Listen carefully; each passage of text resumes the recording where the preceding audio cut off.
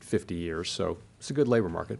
And we've seen inflation come down. We've talked about that. So we've got 6 months of good inflation data and an expectation that there's more to come. So this is a good situation. Let's be honest. This is a good economy. But what's the outlook? That's looking in the review. The outlook, we do expect growth to moderate. Of course, we have expected it for some time, and it hasn't happened. But we do expect that it will moderate as supply chain and labor market normalization runs its course.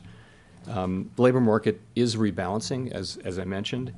Job creation has slowed. The base of job growth has narrowed. And of course, 12-month inflation is above target and getting down closer to target. It's not guaranteed, but we do seem to be getting on track for that. So those are the risks and questions we have to answer. But overall, this is a pretty good picture. It is a good picture. Your second question was, sorry. Could you get inflation that is below target, end up with inflation below target, and you have to do something about that? So the thing is, we're not looking for inflation to tap the 2% base once. We're looking for it to settle out over time at 2%. And the same thing is true. If we have a month or two of lower, and we have that now, of inflation that's annualized at a lower level, that wouldn't be good. We're not looking to have inflation anchor below 2%. We're looking to have it anchor at 2%. So if we do face those circumstances, then we'll have to deal with that. I think as of now, the question, we want to take advantage of this situation and finish the job on inflation while keeping the labor market strong. Edward Lawrence from Fox Business. Thank you, Mr. Chairman, for taking this. So as I've heard from some district Fed presidents, is it, in your view, a little premature to think that rate cuts are right around the corner? And then when we do see that first rate cut, should we interpret that as the beginning of a rate cut cycle, or is it a one-off? So I'll point to that language on your first question. We included that language in the statement to signal clearly that with strong growth, strong labor market, inflation coming down, the committee intends to move carefully as we consider when to begin to dial back the restrictive stance that we have in place. So if you take that to the current context, we're going to be data dependent. We're going to be looking at this meeting by meeting. Based on the meeting today, I would tell you that I don't think it's likely that the committee will reach a level of confidence by the time of the March meeting to identify March as the time to do that. But that's to be seen. So I wouldn't call, when you ask me about in the near term, right, I'm hearing that as March. I would say I don't think it's probably not the most likely case or what we would call the base case. Then your second question is is this the start of when we see a cut, is it the start of a cutting cycle, or could it just be a one-off? That's going to depend on the data. The whole thing is this is going to depend on the data. We're going to be looking at the economic data as it affects the outlook and the balance of risks, and we're going to make our decisions based on that. And it could wind up, we'll have another SEP at the March meeting, and people will write down what they think. But in the end, it's really going to depend on how the economy evolves. We talked about there are risks that would cause us to go slower. For example, stronger inflation, more persistent inflation. There are risks that would cause us to, or if they happened, that would cause us to go faster and sooner, and that would be a weakening in the labor market, or for that matter, very, very persuasive lower inflation. Those are the kinds of things. So we're just going to be reacting to the data. That's really the only way we can do this. Victoria. Hi, Victoria Guido with Politico. Could you talk a little bit more about productivity growth? You've mentioned multiple times about, the level of wage growth that's consistent with 2% inflation. We've obviously seen, you were talking about ECI this morning, in which it's cooled a little bit, but still sort of above what you wanted to see. Growth has been very strong. How much of those numbers do you attribute to productivity, and do you see that productivity as sort of just temporary because of the factors, the labor and supply chain factors you were talking about, or do you think that productivity growth will fade over time? So this is a really interesting question, and I think my own view is, I think if you look back to the pandemic, you saw a spike in productivity as workers were laid off and activity didn't decline as fast. And then you saw a deep trough of productivity. And then over the last, you saw high productivity last year in '23. I think we're basically in the throes of getting through the pandemic economy. And the question will be, what is it that has changed? The productivity tends to be based on, fundamental aspects of our economy. Is there a case, will it be the case that we come out of this more productive, more on a sustained basis? And I don't know. What would it take? It would take, people talk about AI, but my guess is that we may shake out and be back where we were, because I'm not sure I see work from home doesn't seem like it's a big productivity increaser.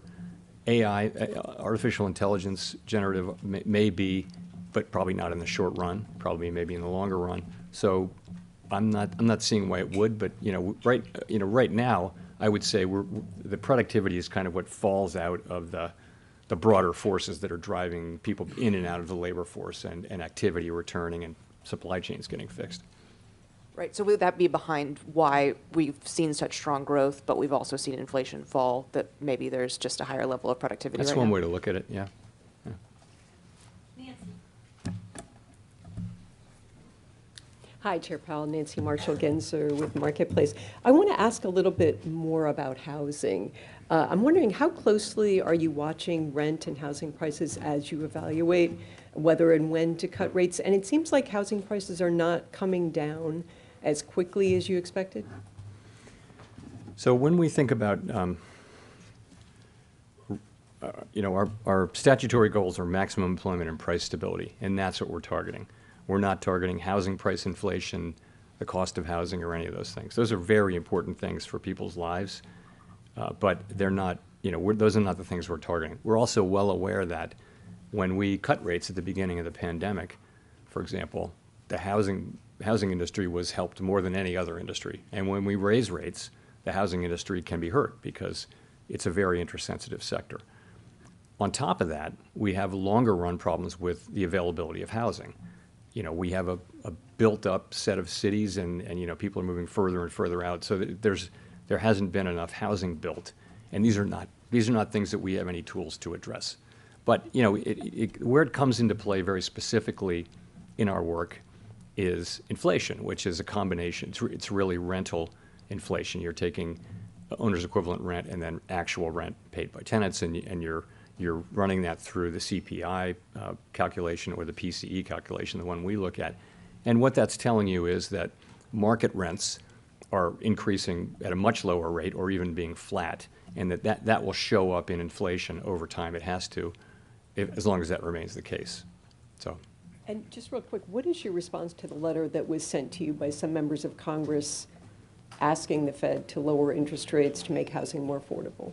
My response is what I started with, which is that our job, the job Congress has given us, is price stability and maximum employment. Price stability is absolutely essential for people's lives, most importantly, not most importantly, mostly for people at the lower end of the income spectrum who are living at the edges, at the margins. And so for someone like that, high inflation in the necessities of life, right away you're in trouble. Whereas even middle class people have some scope to absorb higher costs. So we have to it's our job, it's what society has asked us to do, is to get inflation down. And the tools that we use to do it are interest rates. So that's how we think about that. Courtney Brown from Axios. Can you give us some insight into whether the committee discussed the possibility of slowing balance sheet runoff in the months ahead? Yes. So I would start by saying that balance sheet runoff so far has gone very well. And as the process has continued, we're getting to that time where questions are beginning to come into greater focus about the pace of runoff and all that. So at this meeting, we did have some discussion of the balance sheet, and we're planning to begin in-depth discussions of balance sheet issues at our next meeting in March. So those questions are all coming into scope now, and we're focusing on them. But we're at the beginning of that process, I would say. Quick follow-up. Is it the case that the Fed would decide to lower rates and make adjustments to the balance sheet runoff in tandem? Yes, we do. We see those as independent tools, and so they don't. For example, if you're normalizing policy, you might be reducing rates but continuing to run off the balance sheet. In both cases, that's normalization. But from a strict monetary policy standpoint, you could say we're loosening and one with tightening. So that could happen. It's not something we're planning or thinking about, but right now we're thinking about getting to a place where we're going to see the balance sheet run off to continue. We're watching it carefully, and as I said, we'll be looking into that as a committee starting in March. Thanks. Simon Urbanovich with The Economist. Thank you, Chair Powell. You've mentioned 6 good months of inflation data, but that not being enough to build up confidence. Based on your previous response that your base case is you probably wouldn't start easing yet in March, the implication is that 8 good months might not be enough either. Roughly how many months do you think you might need of good inflation data to be confident? Yeah, I'm not in a position to put a number on it. I'm just going to say, it's not that we don't have any confidence. We have growing confidence, but not to the point where we feel like it's a highly consequential decision to start the process of dialing back on restriction, and we want to get that right. And we feel like the strong economy, strong labor market, inflation coming down, it gives us the ability to do that. We think that's the best way we can serve the public, because ultimately we've made a lot of progress on inflation. We just want to make sure that we do get the job done in a sustainable way. That's how we're thinking about it. In terms of when that'll be, that'll all come out of our communications, and we won't keep that a secret.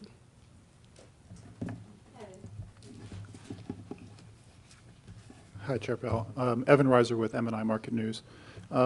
Can you explain a little bit more on what you're considering when tapering QT? Do you need to see the overnight reverse repo facility all the way down to 0, or is it something that you can start with a couple $100 billion there? Not a decision that we've made, but I wouldn't think we wouldn't be taking a position that it's got to go to 0. I mean, if it were to stabilize at a different level, but that's not a decision that we've made. That's what we'll be talking about at the March meeting. A whole range of issues will be briefed up, and the committee will get into all of the issues that will be arising over the course of the next, let's say, year or so. Greg. Thanks, Greg Robb from Market Watch. Chair Powell, I want to change gears a little bit. In the presidential primary campaign that's been going on for the last 9 months or so, your name has come up often, and many Republican candidates had said that they probably wouldn't want to give you a 3rd term. So I wanted to give you a chance to talk about that. Do you want another term? You've had on the Fed. What's your stance on that? I don't have a stance on that. It's not something I'm focused on. Focused on doing our jobs. This year is going to be a highly consequential year for the Fed and for monetary policy, and we're all of us very buckled down, focused on doing our jobs. Jennifer.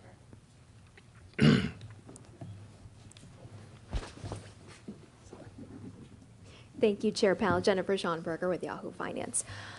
As you mentioned, core PCE has been running at 1.9% over the past 6 months, and you guys are actually expecting core inflation higher this year at 2.4% compared to that 6-month measure. Given that forecast and that the median is for 3 rate cuts this year, what happens if inflation stays where it's been over the last 6 months for the next 6 months? So we'll update our inflation forecasts at the next meeting. You referred to the December meeting. That's 3 months old, so it might be lower now given the data we've gotten. So look, as I mentioned, we're going to be reacting to the data. If we get very strong inflation data and it kicks back up, then we'll go slower or later or both. If we got really good inflation data soon, that would matter for both that would tell us that we could go sooner and perhaps go faster. So we're just going to be but of course we'll weigh that with all the other factors. We're setting policy based on the totality of the data. But just to follow, if inflation stays where it is currently, that would probably mean that the real interest rate becomes more restrictive. Would that mean you'd have to trim more, perhaps, than you already have factored in? Well, I think if we came to the view that that the 6-month inflation numbers, which are very close to 2, were in PCE world, if we thought that is really where we're going to be, then yes, our policy would be in a different place. It would. But that's the whole point, is we're trying to get comfortable and gain confidence that is where, that inflation is on a sustainable path down to 2% or toward 2%. Daniel.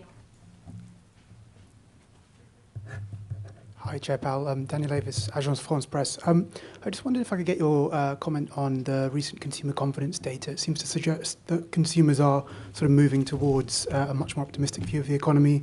I just wonder, is it fair to say that they're moving towards where the Fed appears to have been in recent months? And do you think that inflation and falling inflation perhaps has played a role in that? And what challenges do you see going forward? Thank you. Yeah, so it's been interesting that confidence surveys have been weak at a time when unemployment has been low, very low, historically low for a couple of years. But nonetheless, that's been the case, and we've asked ourselves why that is. And one obvious answer, we don't pretend to have perfect wisdom on this, but one obvious answer is that the price level is high. So prices went up much more than 2% per year for a couple of years, and people are going to the store and they're paying much more for the basics of life than they were 2 years ago, 3 years ago, and they're not happy about it. And it's fine that inflation's coming down, but the prices they're paying are still high. So that is what that has to be some part of why people are unhappy, and they're right to be unhappy. This is why we need to keep price stability. It's why we need to do our jobs, is so that people don't have to deal with things like this. In terms of you're right. In recent surveys, you've seen a couple of significant increases in consumer confidence or happiness with the economy. I guess that's a good thing. That can support spending, can support economic activity. There's some evidence of that. But it is a fact that we have seen a meaningful increase. I think levels of confidence are still maybe not as high as they've been at various times, but they certainly have come up.